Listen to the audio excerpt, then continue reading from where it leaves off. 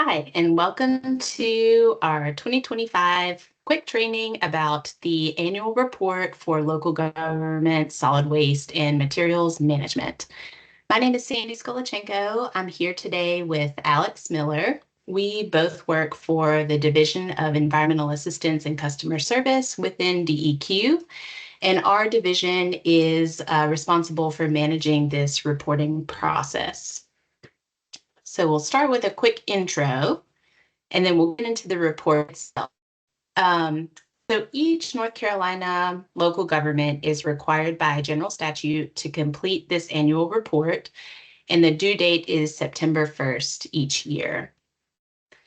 And this is really important information for a couple of reasons. It helps us, DEQ, prepare the Consolidated Waste Management Report, which is a summary of statewide landfill and recycling activity that's prepared and submitted to the General Assembly each year, also required by general statute.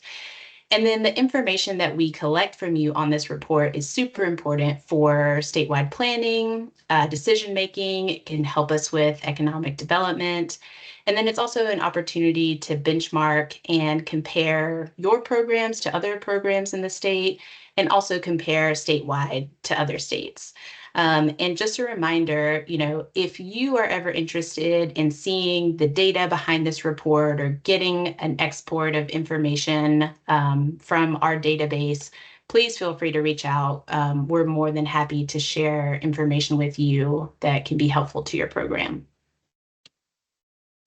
So I want to start with how to get to the form in the first place. Over the course of this summer, you'll probably receive multiple emails from our team, probably coming from Elise or Alex, and they'll look something like this, and they'll always have a link to get to the report form. So simply click on this link, and it will open your internet browser and take you to the form, which is this.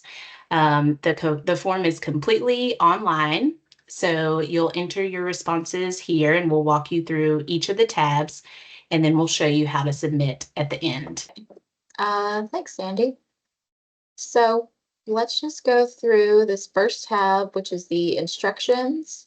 You'll see at the top, you'll have a tab for each section of the report. You can link to them and skip to others and go back.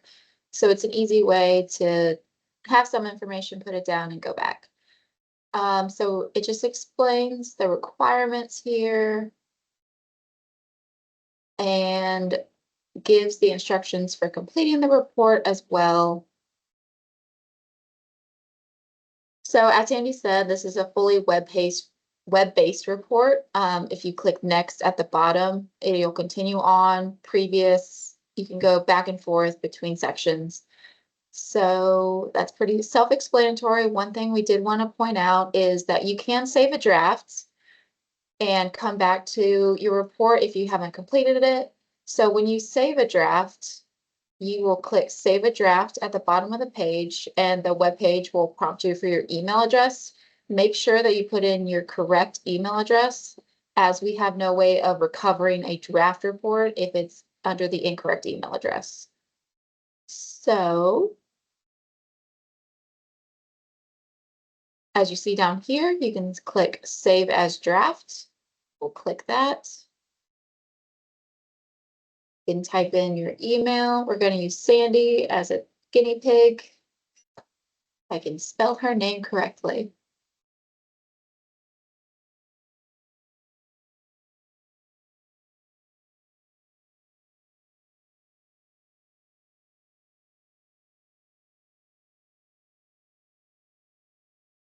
And then you create a password. I'm just going to do something easy and do 4 zeros.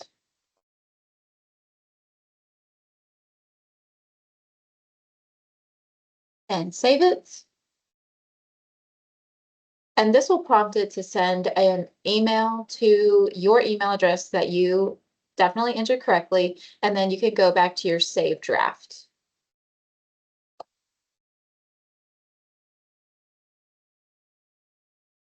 All right, and then Sandy's gonna check her email just to make sure that it went there. I'm going to wait patiently while my email comes to my inbox. Here it is. And just to show you what it looks like, it'll come from this email address, laserfiche.ncdnr.gov. It's pretty straightforward. Your draft has been saved with a link to click on and continue the form where you left off. If you don't see an email come through, definitely check your spam folder in case it doesn't recognize this email address. And as you can see on the screen that Alex had up, you're also able to get back into the form when you save it. All right, so we're going to return to our draft. And one tip I would say is if you know you're going to have to come back to it later, save a draft as soon as possible so you make sure you get the email saying your draft has been saved and you can log back in. It would be a shame to go through 8 sections, you save it as a draft, and then you accidentally entered your email wrong and you cannot recover that. So we're back into the form, and so that password was correct. So make sure you choose an easy password, something you'll remember, write it down so you can always get back to your draft. So once you get to the end of the form, you can click submit on the very last page. You will give an electronic copy of your report. And we will get an electronic copy of your report. Once you submit it, you cannot go back and edit it. So make sure everything is correct before you do the final submit on the last page. We will review each report and contact you with any questions or clarifications. The review process for us takes several months, so you may hear from us several months down the road. So just so you're aware. And some helpful information down here. We have links to your annual reports from previous years if you want to see how you've answered previous year's questions. We have a commonly asked questions page here. If this training video doesn't answer all of your questions, you can go there. We have a link to this training video that you can refer back to. We also have a link to a blank PDF that you can use when you're gathering your data. Feel free to download that and print it off. But remember, the final report needs to be submitted online. And then we have my contact information and Elise Treywick's contact information. If you have any questions about the form or any question on the form, please reach out to one of us. We'll move on to the next section just by clicking next. This is the general information section. So you'll complete this information, local government name, your name completing this report, and then your solid waste and recycling status. Question at the very end, did your local government provide, contract, or arrange for any solid waste services in FY 24-25? It's very important that you answer this question correctly. So that means, did your local government have any sort of solid waste service? That includes garbage, recycling, or yard waste. Yes will take you to the full report. If you select no, it automatically skips to the end of the report because the program assumes that none of these questions apply to you.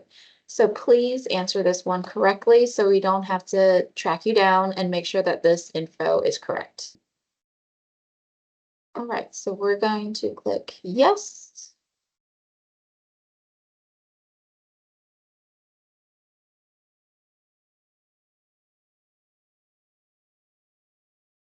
Okay, we're gonna skip through this one because this section is pretty self-explanatory. But again, if you have any questions about it, please feel free to contact us. And then we're moving on to section 2A, your recycling programs. So most of these questions are yes or no questions. And I did just want to point out, now that we have them here, there are these little question marks. They're called tooltips. And if you have any, there's some additional information here. So did your local government promote home composting?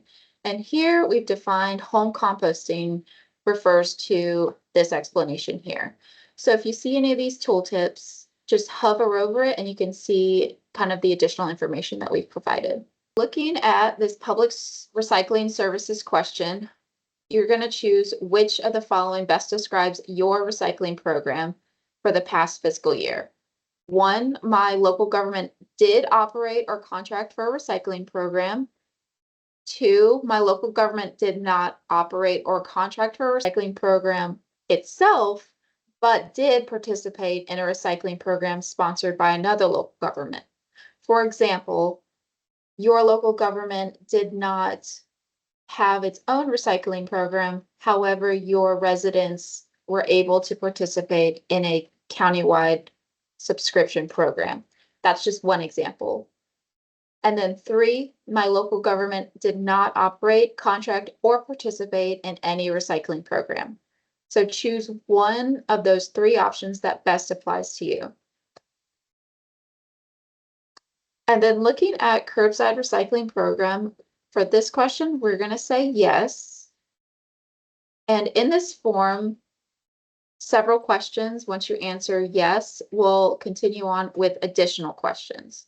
So for instance, after you select yes for your curbside program, we ask additional questions on who collected the recyclable materials. That could either be your local government employees, a private contractor, franchised hauler, or other. And below that, we have some additional information defining a private contractor or a franchised hauler. So continuing down here, you have your total number of households in your jurisdiction, number of households that receive curbside recycling collection, number of households that regularly participate in the curbside recycling program. An estimate is fine, just do the best that you can with this last question. What sector of your community was served by a curbside recycling program? Residential, commercial, industrial. You can choose 1, 2, or 3 of those options.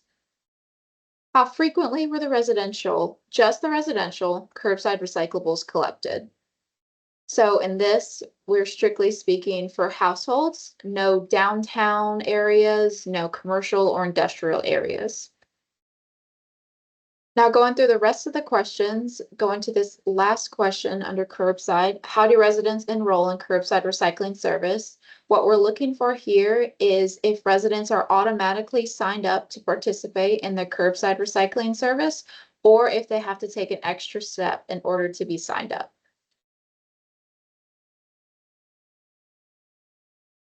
And then going through, completing the rest of the section.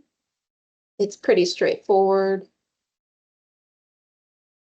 We will click next and go to 2B, recycling tons. So this will be your data for all recycling programs collected for this past fiscal year. We ask that you report these in tons and not pounds. So you have 2 options. You can say, yes, I collect commingled, but want to report it separated, or you can report your recycling tonnages as commingled tons, whichever you prefer and whichever you get your information from your recycling processor. So if you're looking in both the commingled and the separated tables, you have curbside tons, drop-off tons, and other tons. And then this will total up automatically from these 3 columns. So if you look at the tooltips, the curbside tons is recycling from any curbside collection programs. The drop-off tons is recycling from drop-off locations such as convenience centers. And then this other tons is recycling from other entities such as schools, multifamily, away from home, commercial, or other accounts if you track this tonnage separate from your normal curbside or drop-off programs. For example, some multifamily areas collect it within their normal curbside collection programs, and that can be included in the curbside tons.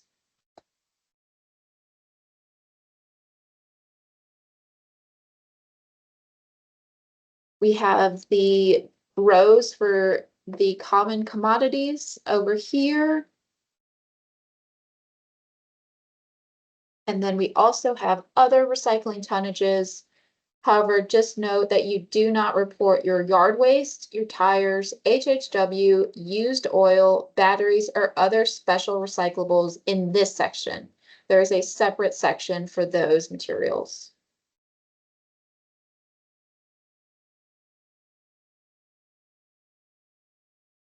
We have C and D, and then we have an area where you can list other recyclable materials that weren't covered here and that won't be covered in the other special recyclables section, which again are listed down here to not report in this area. And then down here, they will automatically total and you'll see your tonnages down here. So we'll click next. All right, moving along to our special recyclable section. This is referring to materials that need some sort of special handling. They're not collected curbside or mixed in with household recycling. They're typically collected in special areas at convenience centers, transfer stations, or landfills. So you'll fill in this table as applicable to your local government's collections. And I do want to point out a couple things on this table. I do want all of the information provided in pounds in this table. So if you don't receive your reports in pounds, if you receive it in a different unit, we have provided some conversion factors down at the bottom of the table that could be helpful. So for instance, if you receive your motor oil reports in gallons, you can convert those to pounds. Or if you have just a certain quantity of lead acid batteries, you can convert those to pounds. Feel free to reach out if you need any other assistance with this. And then two new items that we've added to this table, new as of this year, are lithium ion batteries. So these are typically rechargeable batteries. We're curious special collection of those. And if you collect them along with other batteries, you can click whichever row is most applicable to your program and just put a note in the comments section in number 10 tab. We'll talk about this more in a minute, but this comments box is really to provide additional information for anything throughout the report.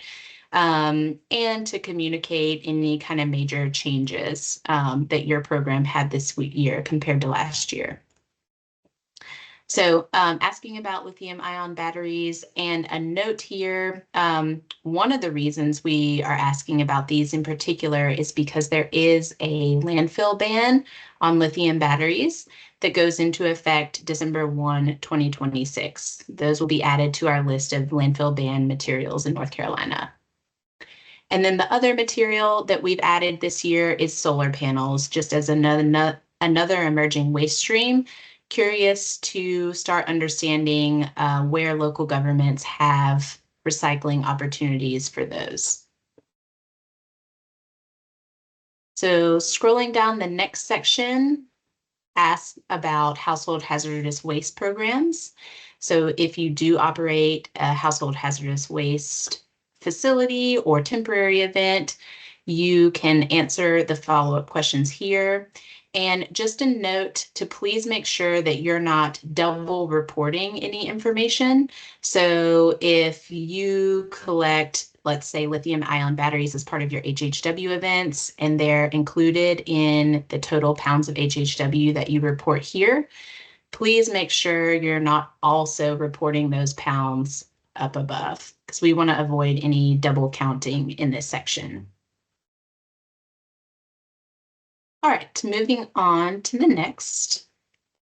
Next, we have our yard waste section. And you'll be prompted to answer the questions if you say yes, you have a yard waste program.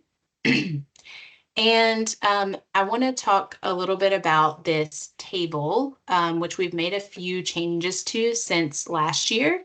So first off, we are asking for all yard waste to be reported in tons. And we have renamed our row headings here, although we're asking for the same information. So we want to know if your yard waste went to a facility that was managed by your own local government. Those tons would be reported in this row. If you send yard waste to another local government's facility, for example, you're a town that takes yard waste to the county facility, you would report in this row. And if you take yard waste to a private facility for mulching or composting, they would go in this row. We added a little more clarification about the LCID row. We're really looking for yard waste that does get landfilled at an LCID. I know there are quite a few mulching operations that happen at permitted LCID landfill sites. So if your yard gets mulched, we would appreciate if you can include that in some of these, in whatever appropriate category up here fits best, your facility or another local government facility for mulching. And that's because we don't count this yard waste as a recovery activity when we do all of our totals for the consolidated report. And then we have other options down here. If yard waste is taken direct to an end user, like without doing any processing to it, and then sent for energy or fuel use. Usually this is boiler fuel markets. We did also add a secondary table down here, in particular for our local governments that were impacted by Hurricane Helene and may have had to manage yard waste in some alternate ways this year. So if you click yes, I've been impacted by a storm event, you will see the options in this secondary table. And we've provided some options to report yard waste as still staged and stockpiled, like yet to be processed at one of these type of options above. So if you still have yard waste on site that the destination is to be determined, you can report it here. And we know there has had to be some incineration, for example, through air curtain incinerators. So if you need to report that, you can include that here as well.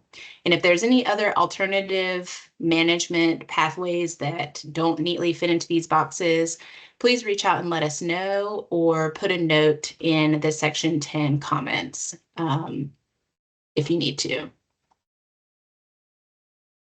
All right, next section. So next we have our solid waste, aka your garbage collection section. We did want to note, we added one option here. If you select, did your government operate or contract for curbside solid waste collection? Yes. Go through and answer each question. Under what type of collection container is used, we changed these options a little bit. Government provided carts, so you are providing the carts to the residents.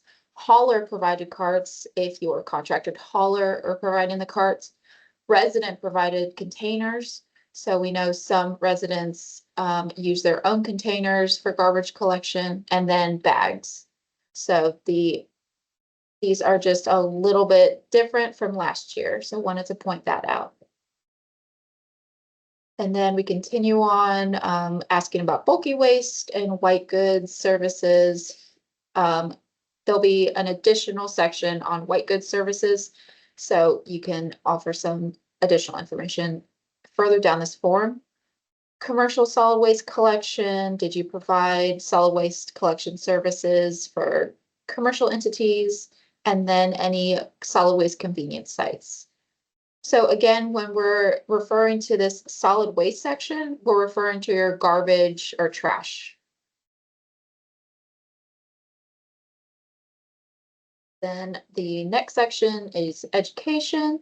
Did just want to point out that we added in here, we would like to know if you utilized any of the Deeks provided templates from Recycle Right NC or use the Food NC.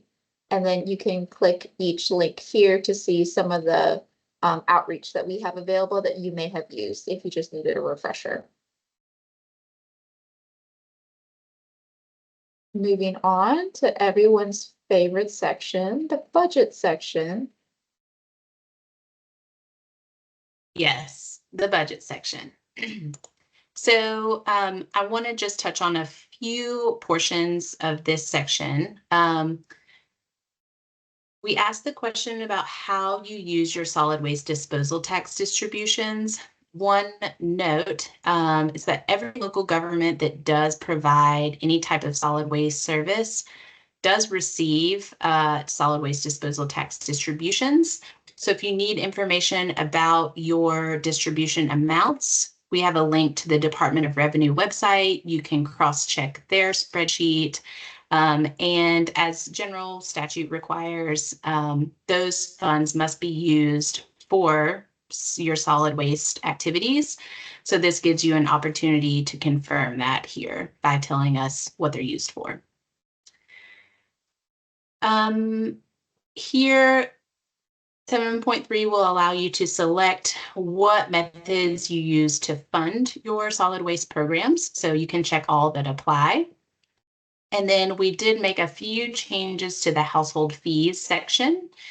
So we want to know if you charge an annual household fee to your local government, specifically for any solid waste services, and it might be on a monthly basis as well.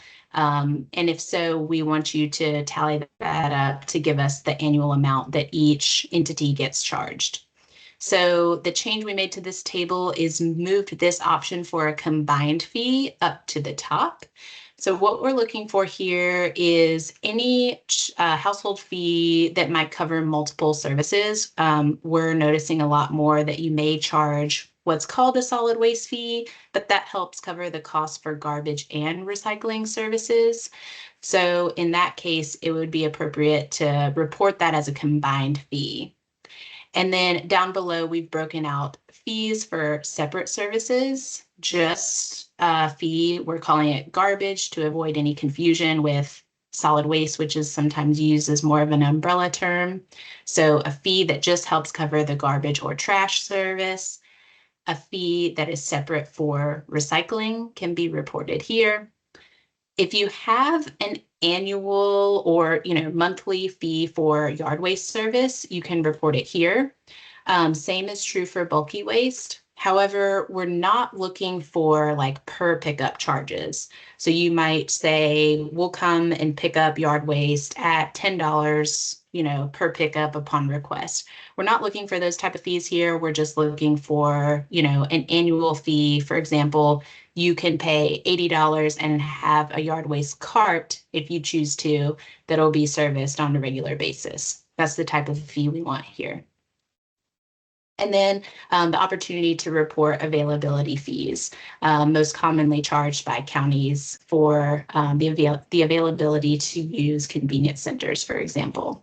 And then all of these fees will tally to the total at the bottom, so make sure that looks appropriate too, and you're not, double reporting something.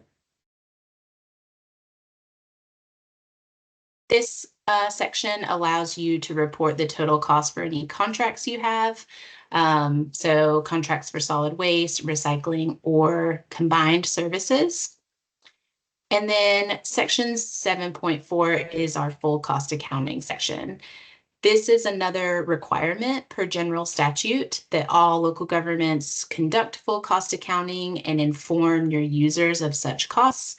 So we are fully aware that local governments have many different ways to meet that requirement and do their budgets. And this table probably does not exactly serve the needs of anyone who's doing the report, but we'd ask that you fill this in to the best of your ability, breaking out to the extent you can costs for municipal solid waste. Again, we mean garbage here, recycling, and yard waste services as applicable. So you'll fill out the number of households that you serve. And we've said household/customers in case your programs include something like commercial entities or schools, and it's all kind of lumped together in your budget. You can increase that as needed. And then the tons that were collected, and I'll just show you to illustrate how some of our calculations work out. Then we have costs for collection and costs for disposal. You may have these broken out separately. However, if you're not able to parse these out, you just have one total cost for your garbage service, we ask that you put it in collection cost. And feel free to check out our tooltips with some more details about what type of costs are appropriate to put in each column. So I'll put some numbers in here.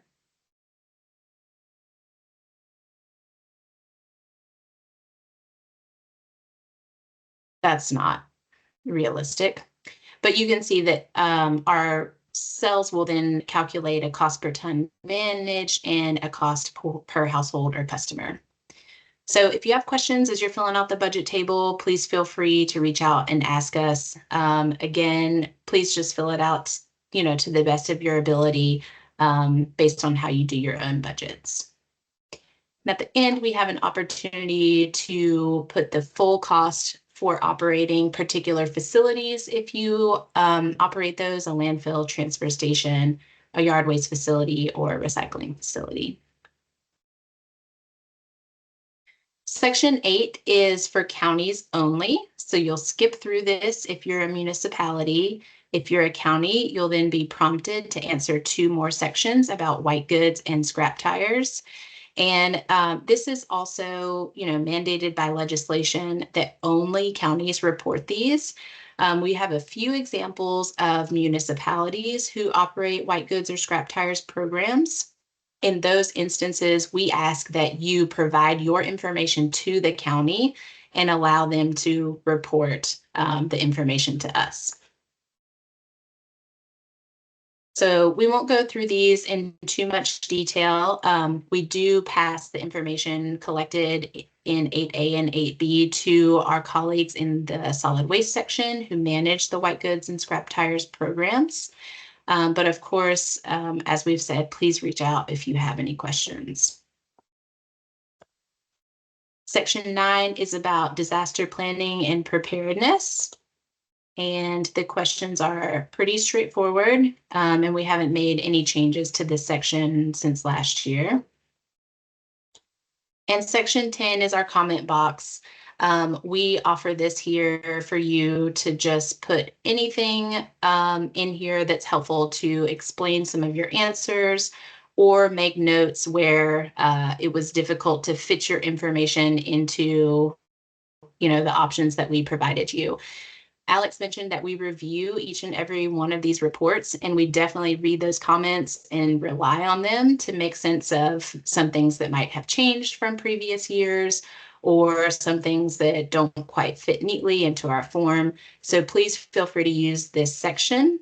And we also welcome you to offer any explanation about major changes that your program has experienced since last year. That's really helpful for us to know as well. Otherwise, we'll be calling to ask you to explain something to us, and we might still do that anyway. One other note about the comments is our staff also uses this box. So when we review your reports, if we make any changes based on conversations with you, we'll make a little note of what we edited. So you'll see that in the final approved version as well. So when you're ready to submit your report and you've checked that all your information is correct, it's time to press the submit button. And it does take a while to load. So again, patience. Let me fill in these fields so it doesn't give me an error. We have just a few required fields. Oops. All right. So as your report is being submitted, just a reminder, you will receive an email that has a PDF copy of your submitted report. In just a second, you'll see an option to download it from the browser as well, or print it. You're welcome to do that. And then we will be reviewing your report. And we have a note here. You will email with the final approved version of the report attached as a PDF. And it's possible that we will have made some updates or modifications to your report after reviewing. So please save that one as your final for your records. I'll show you what the email looks like. It's still coming through, but I have an example one. So again, it'll be from this laserfiche.ncdnern.gov, and it will say your report has been received for your local government, and you'll receive the PDF as an attachment.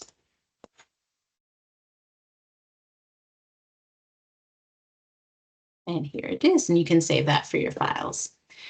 When we send the final approved version, you'll get another email from the same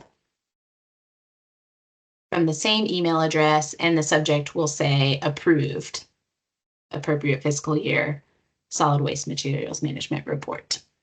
So that completes the process. Once you've hit submit, you're done unless you hear from our staff with questions or confirmations related to your report. I'll pull up our contact information just as a reminder.